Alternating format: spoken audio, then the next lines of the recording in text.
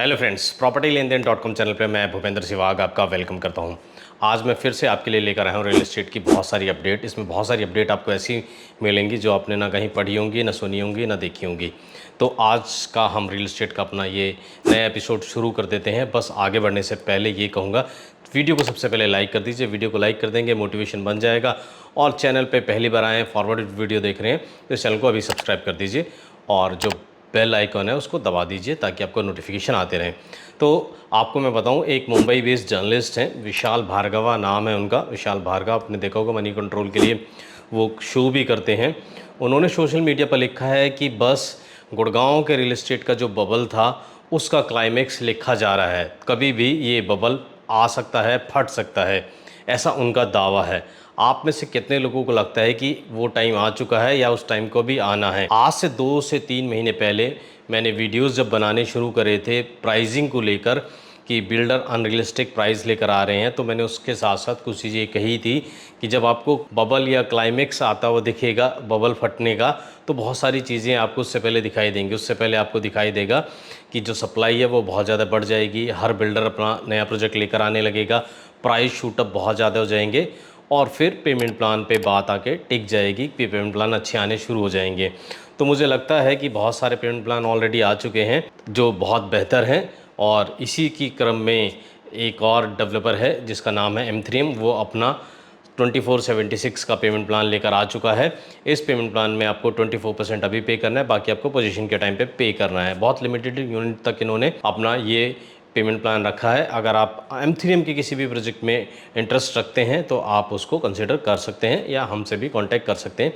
ये इनके residential project की बात कर रहा हूँ। उनके साथ साथ इनकी एक और कंपनी है स्मार्ट वर्ड, उसमें भी आप ये सारे जो प्लान है वो देख सकते हैं।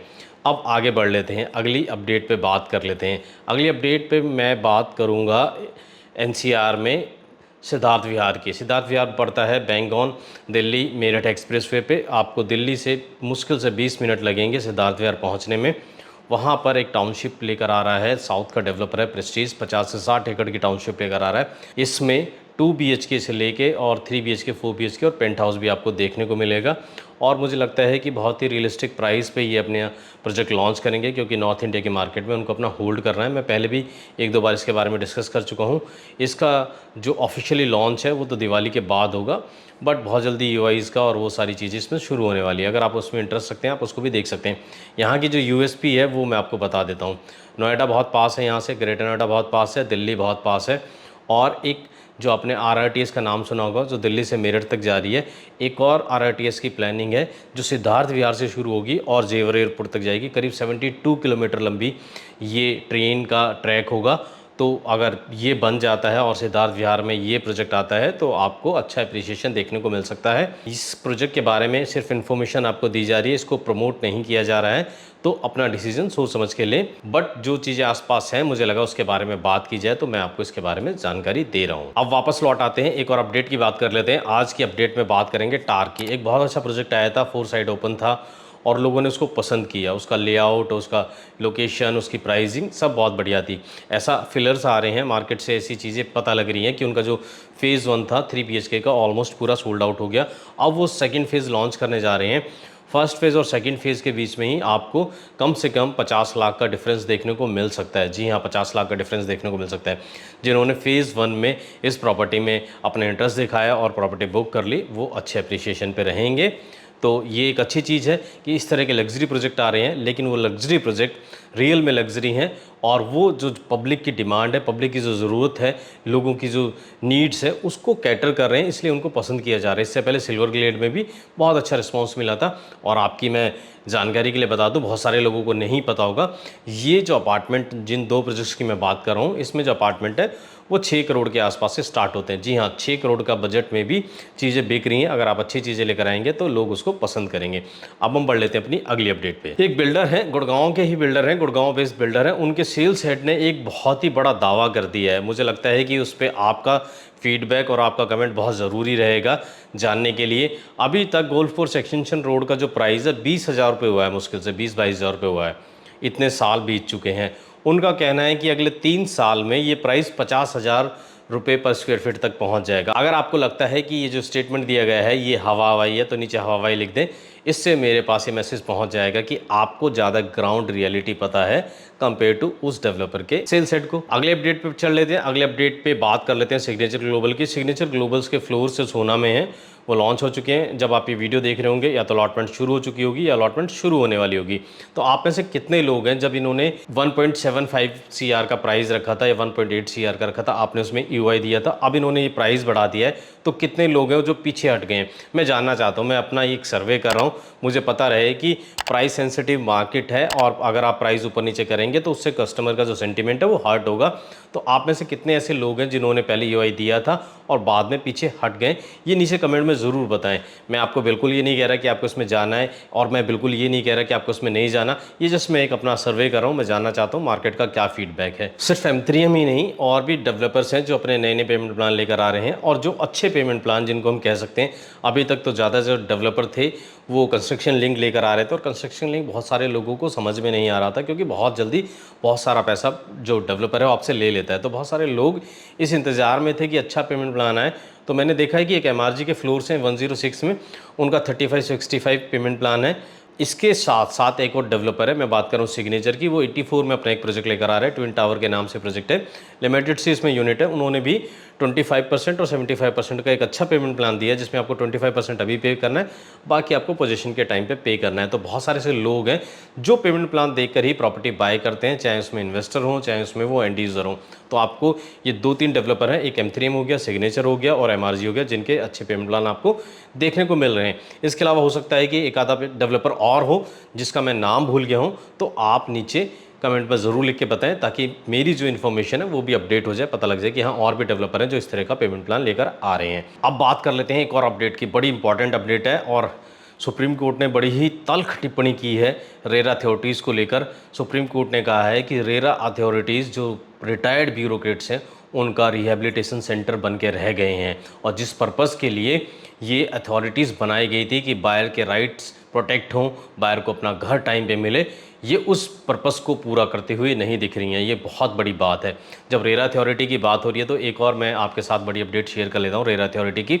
ये रेरा अथॉरिटी है गुड़गांव की। इनकी तरफ से कहा गया है कि कुछ टाइम पहले तक जो डेवलपर हैं अपनी क्वार्टरली रिपोर्ट जो है, सिर्फ 31% गुड़गांव में ऐसे डेवलपर थे जो अपनी रिपोर्ट सबमिट करते थे या अपडेट करते थे टाइम टू टाइम रेरा को कि हमारे प्रोजेक्ट की ये प्रोग्रेस चल रही है। रेरा अथॉरिटी का दावा है कि अब 90% ऐसे डेवलपर्स हैं जो अपनी जो रिपोर्ट है क्वार्टरली वो अपडेट कर रहे हैं, वो सबमिट कर रहे हैं। इसके साथ साथ एक सवाल और खड़ा हो जाता है कि 91% जो डेवलपर हैं या 91% जो प्रोजेक्ट चल रहे हैं उनकी क्वार्टरली रिपोर्ट सबमिट हो रही है, कहीं फेक तो ये या झूठी तो ये रिपोर्ट सबमिट नहीं कर रहे हैं, सिर्फ दिखावे के लिए हमें रिपोर्ट सबमिट करनी है। ये चीज़ रेरा अथॉरिटी को भी समझ में आ रही है, तो उन्होंने ये डिसाइड किया है कि वो ग्राउंड पर जाकर इसका रियलिटी चेक करेंगे कि जो हमारे पास क्वार्टरली जो प्रोग्रेस रिपोर्ट आ रही है वो कितनी ऑथेंटिक है। ये एक अच्छी पहल है और इस तरह की इनिशिएटिव का वेलकम होना चाहिए, स्वागत होना चाहिए। स्टील+4 आ चुका है, आपको पता है, लेकिन पिछले दिनों जब स्टील+4 बंद था तब बहुत सारे ऐसे आर्किटेक्ट हैं जिन्होंने उसका अप्रूवल दे दिया था, उसकी परमिशन दे दी थी। तो ऐसे 10-12 करीब 18 के करीब ऐसे आर्किटेक्ट हैं जिनको ब्लैकलिस्ट कर दिया है TCP डिपार्टमेंट ने। अब हम बढ़ लेते हैं अपनी अगली अपडेट पे। एक रिपोर्ट आई है, रिपोर्ट में ये कहा गया है कि 2031 तक करीब 11 करोड़ लोग ऐसे होंगे इंडिया में जिनकी जो सैलरी है वो 30 लाख या उससे ज़्यादा होगी एनुअली। ये एक बहुत बड़ा फिगर है। इससे हम ये गेस कर सकते हैं कि आने वाले दिनों में हाउस होल्ड की यानी घरों की डिमांड बहुत ज़्यादा रहेगी। इसके साथ साथ दूसरी रिपोर्ट भी एक बताऊंगा, आपको लग रहा होगा कि मैं किस तरह की बात करूँ, मैं दोनों चीज़ों को बैलेंस करके चलूँगा, दूसरी चीज़ भी बताऊँगा। तो हम समझ सकते हैं कि 2030-31 में जिनके प्रोजेक्ट कंप्लीट होंगे तो उनके जो बायर्स होंगे उनको मिल जाएंगे, क्योंकि 11 करोड़ लोग और ऐड होने जा रहे हैं जो मिडिल क्लास में शामिल होंगे। तो आपके जो प्रॉपर्टी के बायर हैं, आप जो प्रॉपर्टी बाय कर रहे हैं, तो मुझे लगता है कि आपको ये बायर मिल जाएंगे 2030 तक, 2031 तक। अब एक और रिपोर्ट आई है, उस पर भी बात कर लेते हैं। रिपोर्ट ये आई है कि जो टॉप 7 सिटीज़ हैं जिससे हम पैरामीटर मानते हैं, जिससे हम मीटर चेक करते हैं रियल एस्टेट का, वहाँ पर सेल्स डाउन हो गई है। अगर 2023 के क्वार्टर से, थर्ड क्वार्टर से इसको हम कंपेयर करें, करीब 11% सेल्स डाउन हुई है इन टॉप 7 सिटीज़ में। हम एवरेज आउट निकाल रहे हैं। और इसके साथ साथ एक चीज़ और है, इसके साथ साथ एक डेटा और आया है जिसमें बताया गया है कि 2023 से अगर कंपेयर करें थर्ड क्वार्टर को, तो 2024 में जो न्यू लॉन्चेस हैं वो 19% डाउन हुए। तो इसको इस तरह से काउंटर किया जा रहा है कि न्यू लॉन्चेस कम थे इसलिए सेल्स कम हुई हैं। लेकिन एनसीआर का डेटा तो अलग ही कहानी कह रहा है। एनसीआर में तो 54% जो न्यू लॉन्चेस हैं बढ़ गए हैं, उसके बावजूद भी सेल्स डाउन हुई है। तो रियल एस्टेट किस तरफ जा रहा है, आपको किस तरफ लगता है, आप नीचे कमेंट में ज़रूर बताइए। और अब तक यहाँ तक वीडियो देख लिया है, वीडियो को लाइक नहीं करा है तो वीडियो को लाइक ज़रूर कर दें। बहुत मेहनत लगती है इस तरह के अपडेट तैयार करने में, आपके लिए नई नई इन्फॉर्मेशन लाने में। और चैनल को भी सब्सक्राइब कर दें। और हाँ, अभी और भी अपडेट है, आपको जाना कहीं नहीं है, पूरा कंप्लीट वीडियो देखना है। जी हाँ, खबर पक्की है। और खबर ये है कि इंडिया के जो सबसे रिच पर्सन है या रिच व्यक्ति हैं, वो कभी पहले नंबर पे आ जाते हैं, कभी दूसरे नंबर पे। मैं बात कर रहा हूँ अडानी की। उनकी बात चल रही है, वो स्टेक बाय करने जा रहे हैं एमआर इंडिया में। एमआर का जो रियल एस्टेट का काम है उसमें। जी हाँ, इससे एक बड़ा फ़ायदा मिलेगा। इतने बड़े ग्रुप के साथ दूसरा ग्रुप स्टेक बाय करने जा रहा है, उसका स्टेक लेने जा रहा है। तो एमआर इंडिया में स्टेक लेने की बात चल रही है। तो रियल एस्टेट के लिए एक अच्छी चीज़ है, पॉजिटिव चीज़ है। अब बात कर लेते हैं फिर से ईडी की। ईडी का फिर से कमाल हुआ है, और कमाल हुआ है गुड़गांव में। कमाल ये हुआ है कि ईडी ने करीब 44 करोड़ रुपीस की, एक पॉलिटिशियन है, उनकी प्रॉपर्टी को जब्त कर लिया है, अटैच कर लिया उनकी प्रॉपर्टी। ये पॉलिटिशियन एक पॉलिटिकल पार्टी से ताल्लुक़ रखते हैं, और आप समझ ही गए होंगे कौन सी पॉलिटिकल पार्टी है। इसमें जो इंटरेस्टिंग चीज़ है वो ये है, आपने एक प्रोजेक्ट का नाम सुना होगा, सेक्टर 99A में है, द्वारका एक्सप्रेस वे पे, कोबान रेजिडेंसी इसका नाम है। उसमें इन पॉलिटिशियन और इनके जो सन हैं उनके 31 फ्लैट्स थे जिनको ईडी ने जब्त कर लिया। जी हाँ, 31 फ्लैट को जब्त कर लिया। इसके अलावा हरसरू में इनकी 2.5 एकड़ ज़मीन थी, उसको भी जब्त कर लिया। और इसके अलावा जयपुर में, दिल्ली में कई जगह इनकी प्रॉपर्टी को सीज़ कर लिया गया है। ये एक अपडेट थी आपके लिए। अब बढ़ लेते हैं अपनी अगली अपडेट पे। अगली अपडेट पे बढ़ने से पहले मैं सिर्फ आपसे ये कहूँगा कि अगर कोई आप प्रॉपर्टी बाय करने जा रहे हैं और आपको कन्फ्यूज़न है कि किस तरह की प्रॉपर्टी बाय करनी है और किस को अवॉइड करना है, इस कन्फ्यूज़न को दूर करना चाहते हैं, तो हमारी पेड कंसल्टेंसी का आप फ़ायदा उठा सकते हैं। हमारी पेड कंसल्टेंसी को आपको लेने के लिए क्या करना होगा, आपको स्क्रीन पे नंबर दिया गया, उस पर व्हाट्सएप करके आपको अपना टाइम बुक करना होगा। और टाइम बुक करने के बाद हमारी पेड कंसल्टेंसी ले सकते हैं। आपको क्या फ़ी है वो भी बता दी जाएगी, क्योंकि इस पेड कंसल्टेंसी के माध्यम से आप जो करोड़ों रुपए की इन्वेस्टमेंट करने जा रहे हैं, उस इन्वेस्टमेंट में आपका ये होगा कि आपको एक सही इन्वेस्टमेंट करने के लिए एक डायरेक्शन मिल जाएगी। अब हम बढ़ लेते हैं अपनी आखिरी अपडेट पे, और ये अपडेट है मेट्रो को लेकर। गुड़गांव मेट्रो के जो ऑफिशियल्स हैं उनका ये कहना है कि जो मेट्रो का ट्रैक बनेगा 28 किलोमीटर का, वहाँ पर यूटिलिटी की जो शिफ्टिंग का काम है वो शुरू हो गया है। और 5 तारीख को पोल होने के बाद, हरियाणा में विधानसभा इलेक्शन है, और 8 तारीख को रिजल्ट आने के बाद कोड ऑफ कंडक्ट हट जाएगा, तब आपको लार्ज स्केल पे मेट्रो का काम होता हुआ दिखाई देगा। तो आज की ये अपडेट थी। आपको ये अपडेट कैसी लगी ज़रूर बताइएगा, अपना फीडबैक ज़रूर दीजिएगा। अगर आपको अपडेट पसंद आती है, आप लाइक करते हैं और ज़्यादा से ज़्यादा लोग वीडियो को पसंद करते हैं, तो हमारा ये सिलसिला चलता रहेगा इसी तरह अपडेट का। फिलहाल इस वीडियो को मैं यहीं खत्म कर देता हूँ, फिर मिलूंगा आपको एक नई वीडियो में नए टॉपिक के साथ। तब तक के लिए थैंक यू दोस्तों।